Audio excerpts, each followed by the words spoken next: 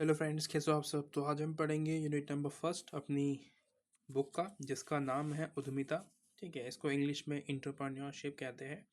Entrepreneurship के अंदर हम पढ़ते हैं एंटरप्रेन्योर्स के बारे में कि एक व्यक्ति के अंदर क्या गुण हो सकते हैं जिससे कि वो एक एंटरप्रेन्योर बन जाए। ठीक है, एक उद्यमी बन जाए, एक बिजनेसमैन। हम मतलब कि एक आसान भाषा में बोले कि बिजनेसमैन, ठीक है, पर वो बिजनेसमैन नहीं होता है। वो ऐसा व्यक्ति होता है जो कि लोगों को कुछ नया देता है। ठीक है, एक नई चीज़ें, जैसे कि अमेज़ॉन है, फ्लिपकार्ट आप देखते हो, तो वो एक नया सर्विस है। ठीक है, जिसके माध्यम से हम मतलब किसी थर्ड पार्टी से भी कुछ खरीद सकते हैं। बस हमें अमेज़ॉन हमारे पास होना चाहिए, हमारे मोबाइल्स में फ्लिपकार्ट होना चाहिए।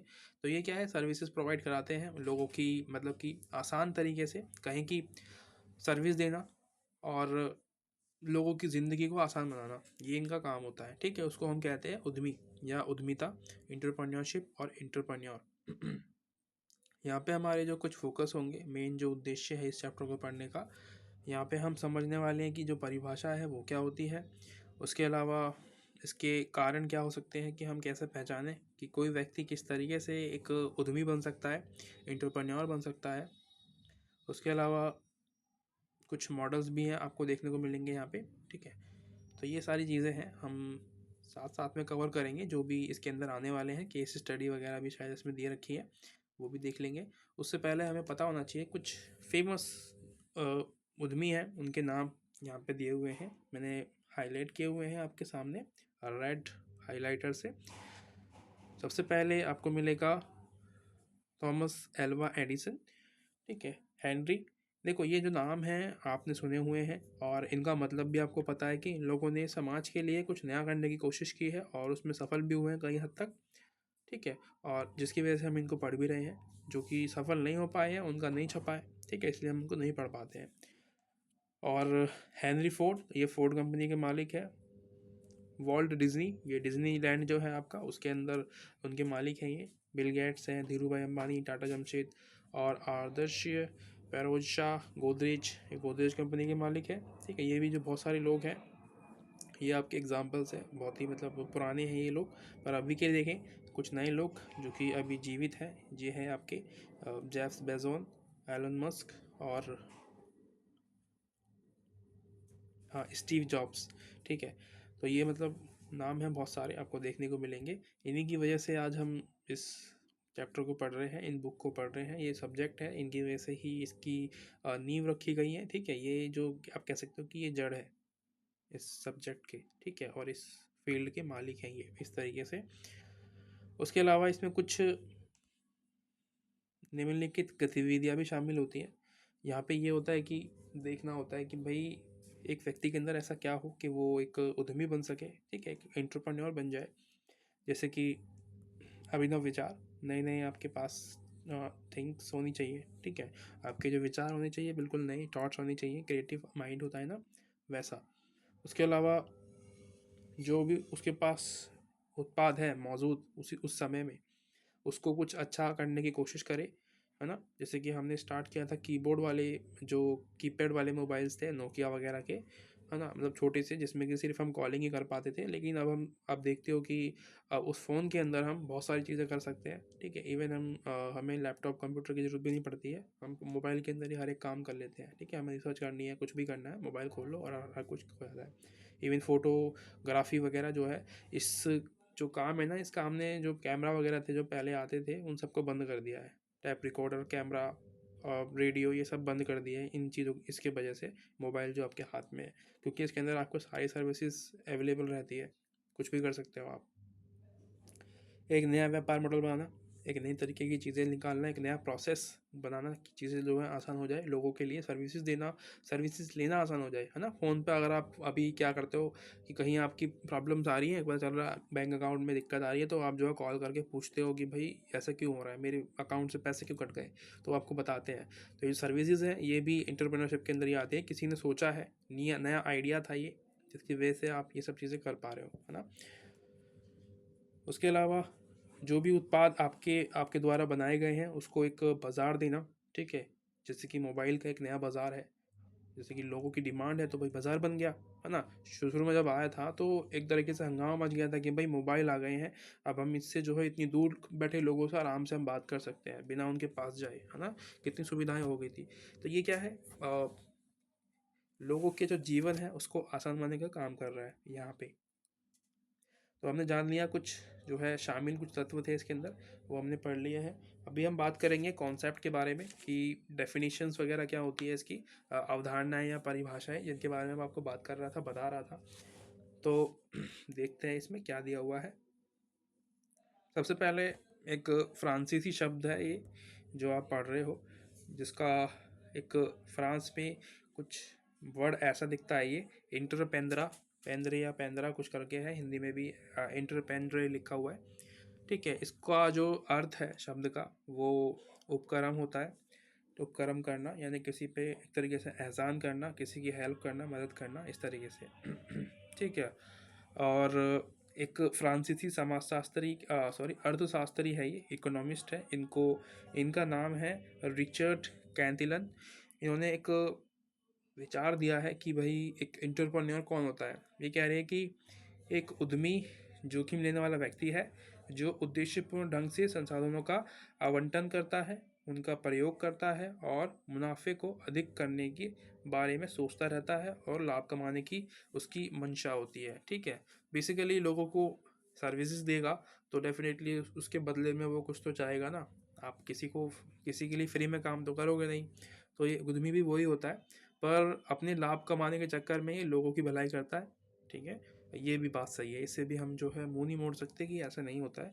तो अभी इसकी परिभाषा हमने देख ली है कि ऐसे हम इसको डिफाइन कर सकते हैं। आपने नाम भी पढ़ लिया कि किसने दी है, रिचर्ड कैंटिलन ने दी है इसकी परिभाषा। ठीक है, ये नाम याद रखना आप हमेशा। एग्ज़ाम में परिभाषा पूछ लेता है आपसे, परिभाषा कॉन्सेप्ट जो है डेफिनेशंस ये सब पूछते हैं, साथ में ऐड करके कि भाई विशेषता बताओ, या फिर जो भी मैंने आपको पीछे बताया था ना, ये सब ये पूछ लेगा आपसे कि आप मुझे जो है गतिविधियाँ बताओ कि जो एक उद्यमी होता है उसके अंदर क्या गतिविधियाँ होती है, और उसकी परिभाषा भी दीजिए हमें। तो परिभाषा आप यहाँ से निकालोगे, और जो गतिविधियाँ हैं वो तो ये आपने देख ही लिया है, यानी कि 4 है, इसको आप आराम से मतलब कर सकते हो, है ना। अब हम बात करेंगे कुछ विशेषताएं भी होती है, उद्यमी जो होता है एक व्यक्ति, उसके अंदर कुछ विशेषताएं भी होती है। ठीक है, क्या होती है वो विशेषता भी पूछ लेता है एग्जाम में। ये तो मतलब एक कॉमन क्वेश्चन है। इग्नू जो है ऐसी सवाल पूछता है कि उद्यमी की परिभाषा बताइए, साथ साथ उसकी विशेषताएं भी बताइए। ठीक है, इस तरीके से। और मैंने ये जो क्वेश्चन आंसर्स हैं ये करवा रखे हैं, अगर आपको देखने हैं तो मेरी प्लेलिस्ट बनी हुई है चैनल में, आप जाके देख सकते हो, फ्री में अवेलेबल है। और कोशिश की है मैंने कि अच्छे से अच्छा आंसर लिखूँ आप लोगों के लिए और आपको प्रोवाइड करूँ। तो जाके देख लेना, उसमें आपको सब कुछ मिल जाएगा और तरीका भी मिल जाएगा कि कैसे आंसर लिखते हैं। अब बात करते हैं इसके बारे में।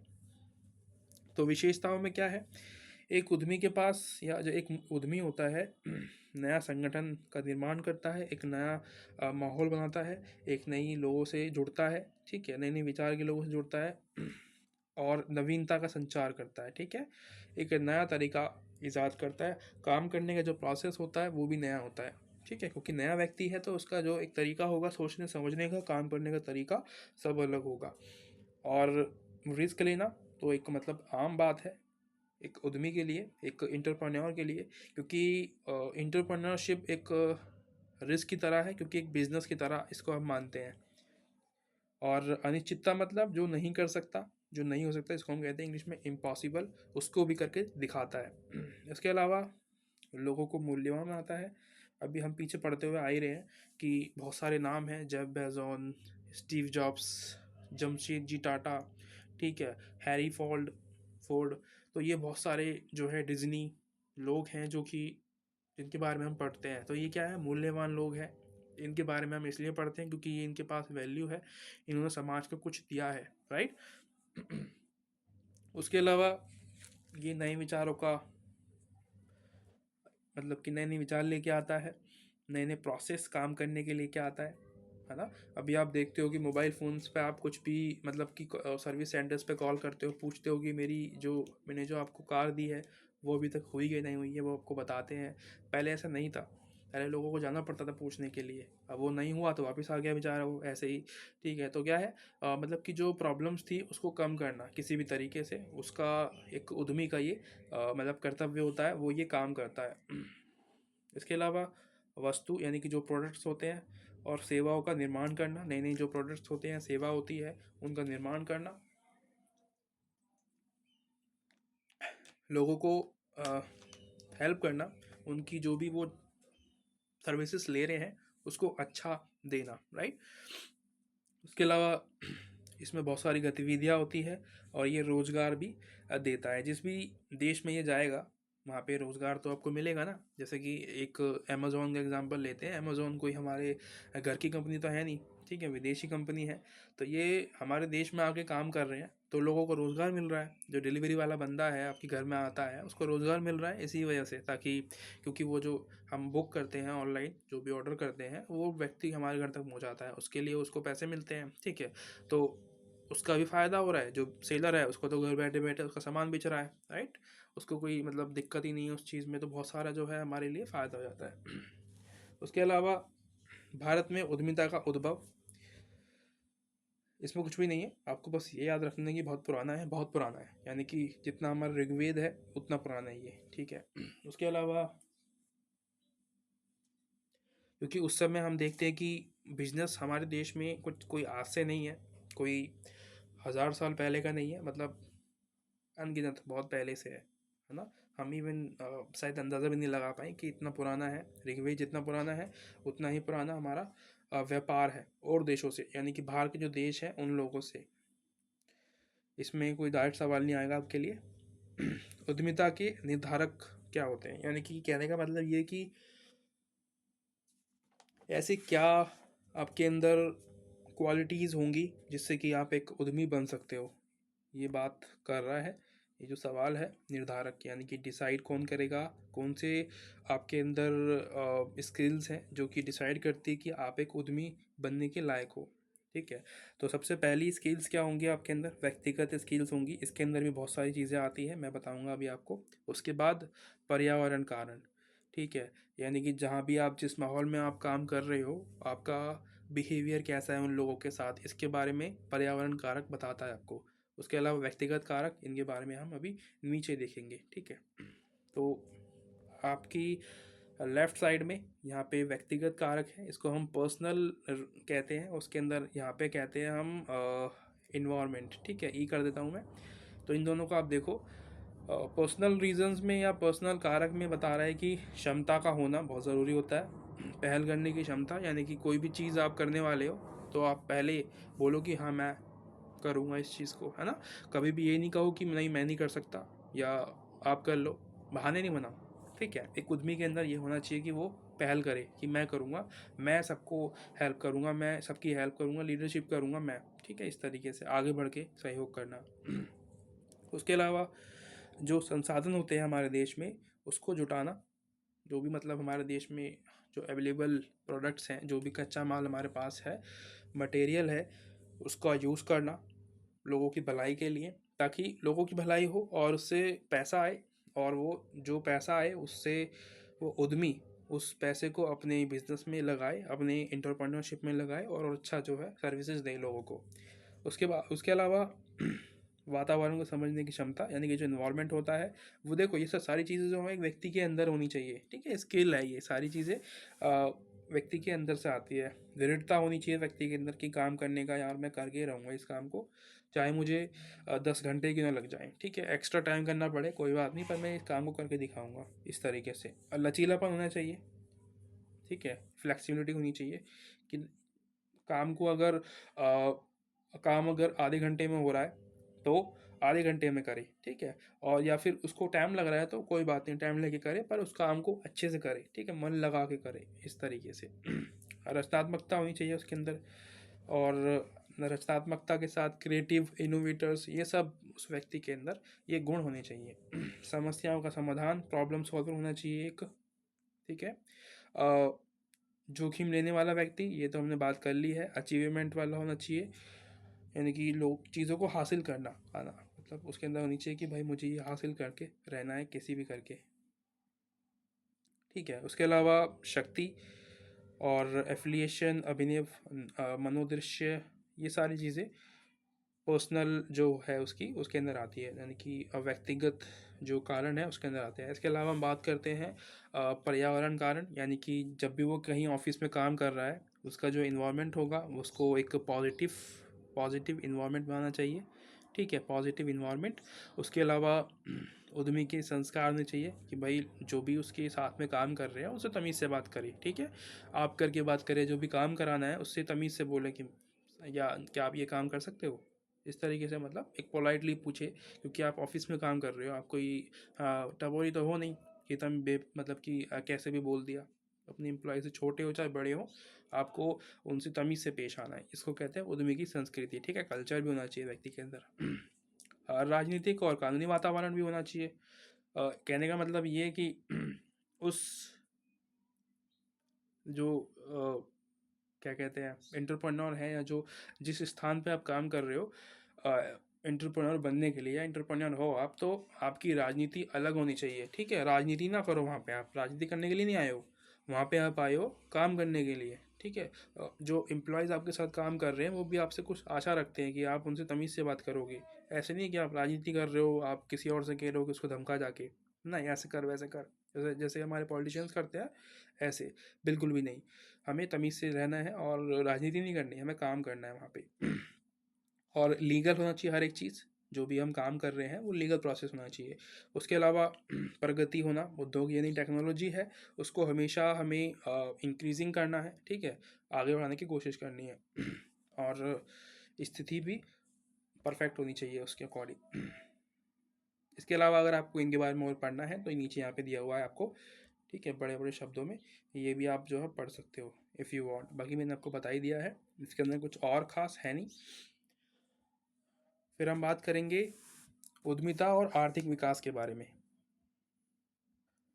इसमें जैसे कि मैंने पहले भी बताया आपको कि एक उद्यमी किसी देश में जाता है तो वहाँ के लोगों को रोज़गार तो मिलता है, साथ में जो गवर्नमेंट होती है उसका भी फ़ायदा होता है ना। लोगों को रोज़गार मिल रहा है, उनका काम आसान हो गया, अब उनको सोचना नहीं पड़ेगा चीज़ों के बारे में कि भाई अब लोगों को रोज़गार भी देना है। अब उनकी कंपनी आई है, नहीं एंटरप्रेन्योरशिप्स आए हैं, कुछ स्टार्टअप लगे हुए हैं, नए लोगों को डिलीवरी का काम मिल गया, अमेज़ोन आया तो ठीक है, तो यानी कि जो गरीबी थी वो कम हो रही है धीरे धीरे करके। इसके अलावा जो गवर्नमेंट होती है वो जीएसटी लगाती है, टैक्स लगाती है, ठीक है, उससे भी पैसा कमाती है। अब वो जो उस देश में बनेगा वो बाहर भी तो जाएगा, किसी और देश में जाएगा, अभी भारत में बन रहा है, वो चाइना में भी भेजेंगे, अमेरिका में भी जाएगा, आसपास के पड़ोसी देश है उनमें भी भेजेगा, तो क्या होगा, बाहर की जो मुद्रा है वो अपने देश में आएगी, उससे भी तो फ़ायदा होता है। हमें इन फ्यूचर हमें कुछ ख़रीदना है उनसे तो हम उन्हीं की मुद्रा यूज़ कर सकते हैं ख़रीदने के लिए, ठीक है। हमें कोई यूएस डॉलर की जरूरत नहीं पड़ेगी, जैसे कि चाइना से हमने कुछ ख़रीदा तो उसका डॉलर हमारे पास, जो भी पैसा है उसका हमारे पास आया, और फिर हम उसी पैसे से उससे कुछ और ख़रीद लेंगे। इससे क्या है, हमारी पूंजी हमारे देश में रहेगी, और मतलब कि समझ रहे हो ना, बहुत सारा फ़ायदा होता है उसमें। इतना मुझे मतलब इकोनॉमी में अच्छा नहीं हूँ मैं। और इसके अलावा कुछ भूमिकाएं भी होती है, एक कुछ रोल्स होते हैं एक उद्यमी के, जैसे कि संपत्ति का निर्माण करना, ठीक है, यानी कि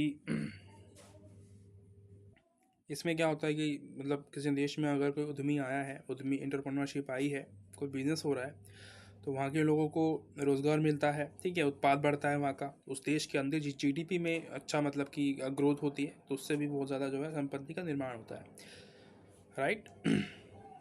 यानी कि जैसे कि अब अमेज़ॉन है, लाखों करोड़ों रुपए की कंपनी है, भारत के अंदर भी देखें उसका जो बजट है बहुत ज़्यादा है, तो इस हिसाब से संपत्ति जो होती है उनकी बढ़ जाती है, और ज़्यादा ज़मीन खरीदते हैं वो, ताकि जो उनकी जो कॉल सेंटर्स हैं वो बढ़ जाए, लोगों को हेल्प करें, जिससे कि गवर्नमेंट का फ़ायदा होता है, ठीक है, लोगों को रोज़गार तो मिलता है, साथ में गवर्नमेंट का भी फ़ायदा होता है, क्योंकि वो जो जगह होती है उसका टैक्स लेती है गवर्नमेंट, और जीएसटी लगाती है हर एक चीज़ पे।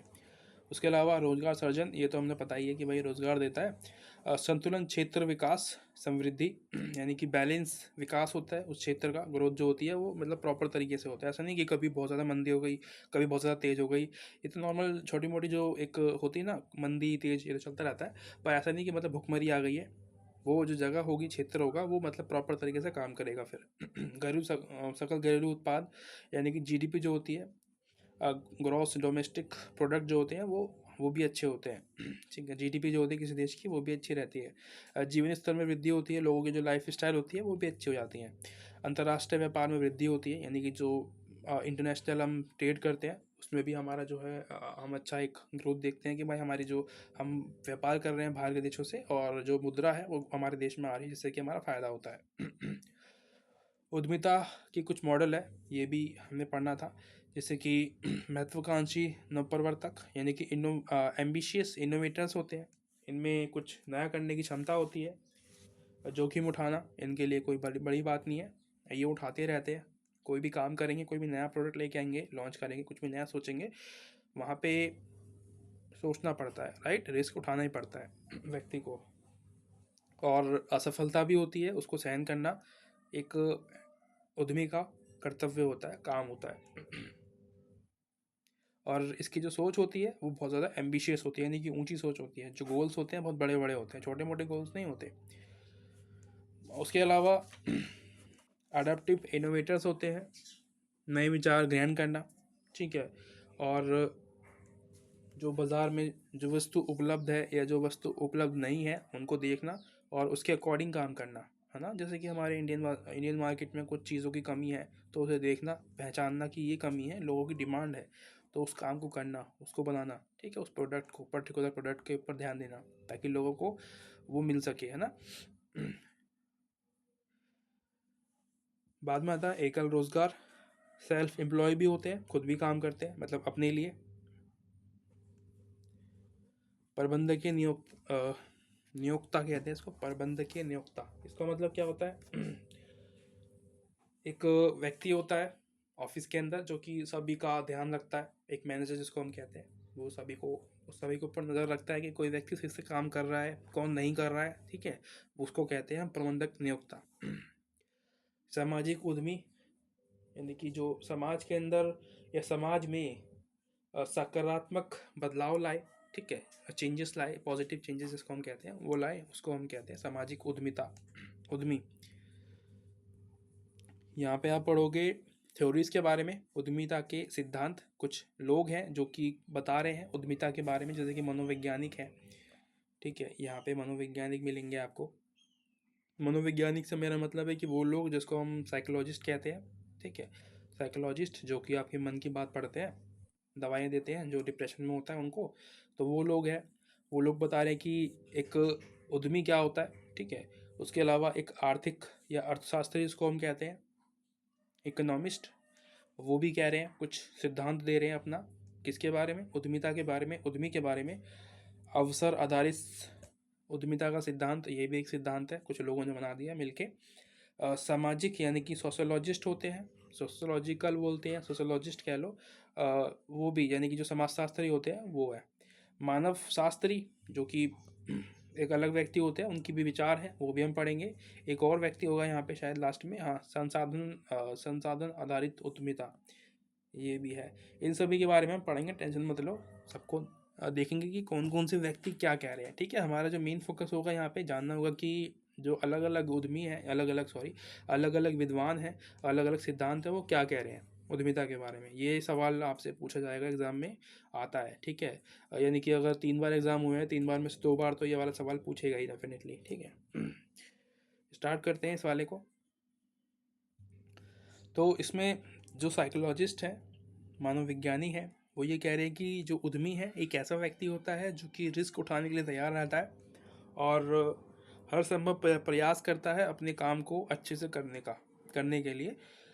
ये हो गया हमारा पहला व्यक्ति का, मतलब कि पहले विद्वान या पहले जो सिद्धांत है उसके बारे में कि जो साइकोलॉजिस्ट हैं वो क्या सोच रहे हैं।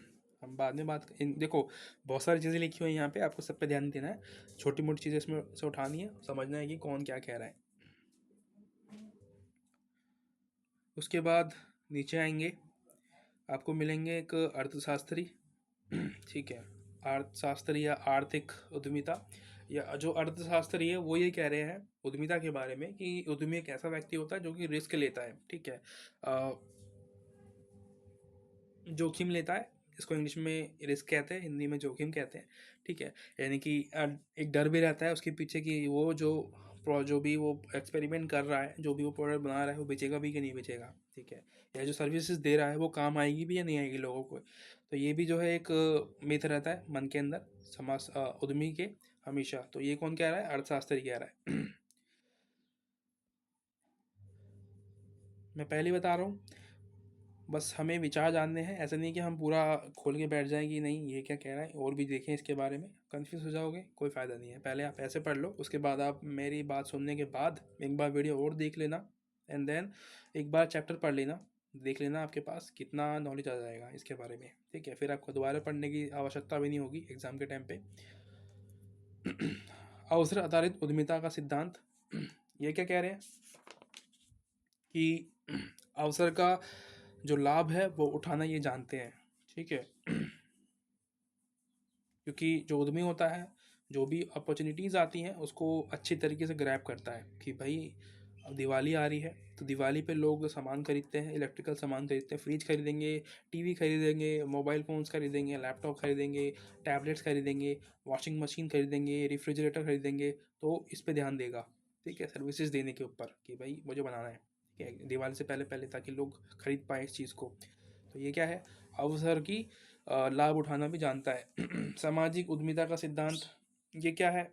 ये कह रहे हैं कि जो एक उद्यमी होता है वो समाज में अपना विश्वास बनाता है और लोगों में एक इमोशन क्रिएट करता है, ताकि लोग उसके प्रोडक्ट को खरीद पाए, उसकी सर्विसेज को खरीदे, है ना। आपने बहुत सारी ऐड देखी होंगी वहाँ पे, मतलब दिखाते हैं जैसे कि डेटॉल वगैरह का यूज़ करते हैं हम, साबुन वगैरह यूज़ करते हैं, तो उसमें ऐड आती है कि जो माँ है वो मानती है डेटॉल का धुला। तो इस तरीके से ऐड बनाते हैं ताकि इमोशंस के साथ खेला जाए और हम उनकी चीज़ों को परचेज़ कर पाएँ। तो और इसके अलावा एक मानव शास्त्री भी है, एक और बचेगा इसके बाद। मानव शास्त्री को हम इंग्लिश में कहते हैं एंथ्रोपोलॉजिकल उद्यमिता का सिद्धांत। ये क्या कह रहे हैं? मानव शास्त्री कह रहे हैं कि जो उद्यमी होता है वो किसी देश में व्यापार करने से पहले वहाँ के जो रीति रिवाज होते हैं, जो कल्चर होते हैं, उसको देखता है, ठीक है, कि किस तरीके से उन लोगों को ज़रूरत है प्रोडक्ट्स की। जैसे कि चाइना है, ठीक है, दिवाली तो हमारे देश में बनती है, लेकिन चाइना हमारे लिए पटाखे भेजता है बना के, और पता नहीं लड़ियाँ जो होती है, फुलझड़ी होती है, बहुत सारे मतलब सामान हैं जो दिवाली पे हमारे यहाँ यूज़ होते हैं। और जैसे होली होती है, होली पे कलर्स वगैरह जो बनते हैं वो मोस्टली वहीं से आते हैं, चाइना से बन के। तो वो क्या है, मानव शास्त्री इसके लिए कह रहे हैं कि जो उद्यमी होता है वो ये भी करता है, ठीक है, कल्चर को समझ के उन लोगों को सप्लाई देता है। अगला आगा हमारा संसाधन आधारित उद्यमिता।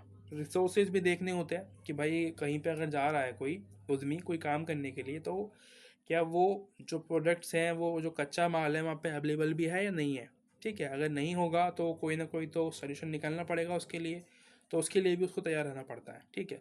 तो यही सॉरी कह रहे हैं संसाधन आधारित उद्यमिता। शायद इसके बाद ये ख़त्म हो गया है चैप्टर, 1 मिनट और देख लेते थोड़ा बहुत मिल जाए तो। हाँ, ख़त्म हो गया। आई होप ये आपको पसंद आया होगा, जो भी मैंने पढ़ाया है आपको थोड़ा बहुत, ठीक है। जितनी मेरे पास नॉलेज थी मैंने कोशिश की है आपको समझाऊं, क्योंकि मैंने इसके आंसर भी करवा रखे हैं, मैंने भी पढ़ाई की थी इसके बारे में, तो मुझे थोड़ा बहुत अच्छा सा लगा ये तब ये टॉपिक, तो मैंने सोचा कि आपको पढ़ा दूँ। और इससे पहले बना रखी है मैंने वीडियो इस पर, अगर आपको देखनी हो तो आप देख सकते हो वो भी। अब अगर मैं आपको सजेस्ट करूँगा कि आप यही देखो, यही इससे अच्छी बनी रही है शायद, मेरे को लगता है। और जो क्वेश्चंस है वो भी आप सॉल्व करना, ठीक है, मैंने करा रखे हैं, वहाँ से आप हिंट लेके कर सकते हो। ठीक है, बाकी उसके अलावा शब्दावलियाँ दे रखी हैं यहाँ पे, इनको आप देख लेना आपका मन करे तो। बाकी मैंने आपको बता ही दिया है सब कुछ, ठीक है। मिलते हैं अगली वीडियो में, थैंक यू सो मच, तब तक के लिए बाय बाय, मिलते हैं अगली वीडियो में चैप्टर नंबर 2 में।